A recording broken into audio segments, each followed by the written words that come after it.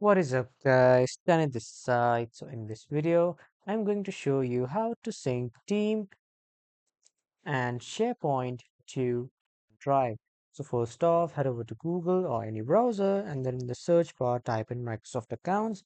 After typing, see the first official website of Microsoft Accounts. Click on that website, and if you are new to that website, simply click on Try for free or create a free account. Then create your free account with your email, password, and other credentials.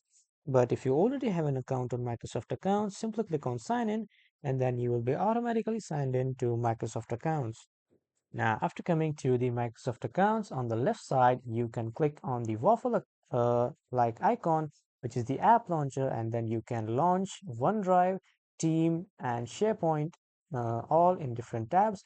But you can create some different tabs and then you can launch them individually. But let me tell you guys, the Microsoft Chat or the Teams software is already automatically connected to OneDrive. So if I write anything here, it will show me the option to export my files and the images from OneDrive. As you can see in the messages section, when I click on attach files, it will show me to export it from the OneDrive cloud.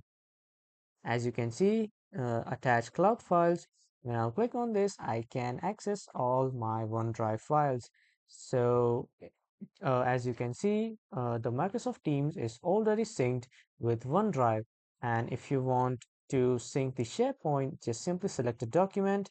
And then at the top on the taskbar, you will see the option of sync. But if you don't see it, click on these three dots. And then here you will see it in the details section.